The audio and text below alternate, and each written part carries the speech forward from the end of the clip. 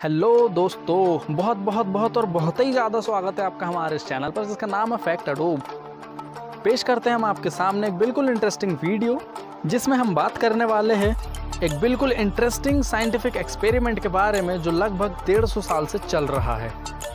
दोस्तों, करीब 142 साल पहले कुछ बीजों को मिशिगन स्टेट यूनिवर्सिटी में बोतल बंद करके दफना दिया गया था और अब जाकर यानी कि अप्रैल 2021 में उन बीजों में अंकुर निकले हैं। यही दुनिया के सबसे लंबे एक्सपेरिमेंट में से एक है और ये आज भी चल रहा है। दोस्तों, 23 अप्रैल को 1879 से बोतल में बंद 11 बीज अंकुरित हुए हैं। इसे देखकर यूनिवर्सिटी के साइंटिस्ट भी हैरान हैं, हालांकि वह खुश भी है। आइए जानते हैं इतने लंबे एक्सपेरिमेंट के पीछे क्या मकसद है और इस एक्सपेरिमेंट से इन साइंटिस्ट को क्या हासिल होने वाला है।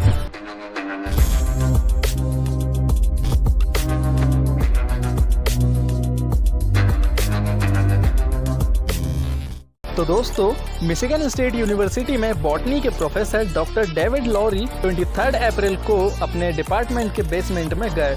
वहां उन्होंने चैम्बर में रखे इन बोतलों को देखा तो उन बोतलों में बाहर की तरफ कुछ मिट्टी गिरी हुई थी और ध्यान से देखने के बाद इन बीजों से 2 पत्ते वाले अंकुर निकले दिखाई दे रहे थे। प्रोफेसर लॉरी ने कहा कि यह एक हैरत अंगेज मौका था।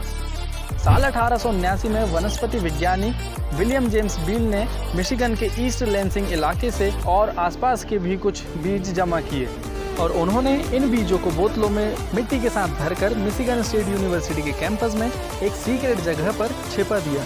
दोस्तों, वो सिर्फ ये जानना चाहते थे कि क्या इन बोतलों में भरे बीज सालों बाद या दशकों बाद या सदियों बाद भी पनप पाएंगे या नहीं।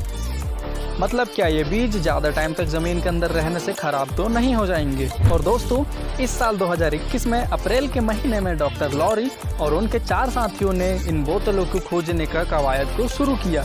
काफ़ी खोजने के बाद उन्हें एक बोतल मिली। इन लोगों ने बोतल से मिट्टी निकालकर एक चैम्बर में डाल दिए और इस दौरान इन्हें मिट्टी के अंदर 11 बीज दिखाई दिए और फिर देखने के लिए कि इन बीजों में क्या होता है, अप्रैल के अंत और मई की शुरुआत में इन्हें मिट्टी के अंदर दफना दिया गया और बाद में इन बीजों से अंकुर निकलते दिखाई दिए। दोस्तों, हैरानी की बात तो यह है कि इनमें से एक छोटा पौधा बहुत विचित्र है।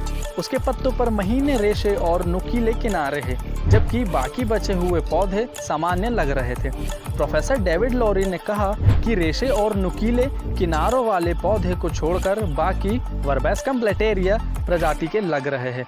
वर्बेस्कम प्लेटेरिया एक लंबा पौधा होता है जिस पर फूल उगते हैं और इसे आमतौर पर मोथमुलेन कहा जाता है।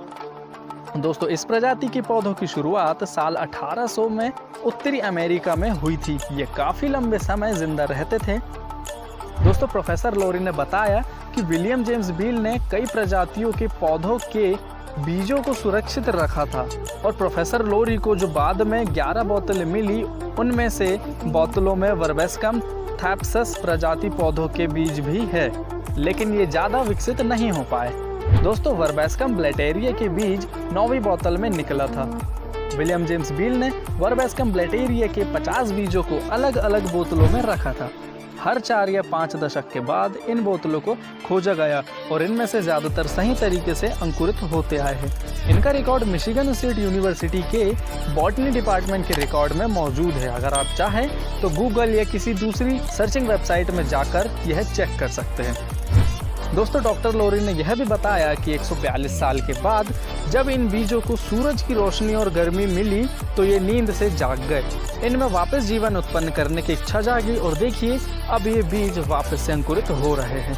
इसका मतलब यह है कि सदियों पुराने बीज भी वापस सही परिस्थिति मिलने पर पौधे का रूप ले सकते हैं।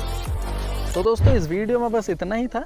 अगर आपको ये वीडियो अच्छी लगी हो तो चैनल को सब्सक्राइब करना और वीडियो को लाइक करना। आपसे फिर मिलेंगे अगली वीडियो में। तब तक के लिए बाय बाय, टेक केयर।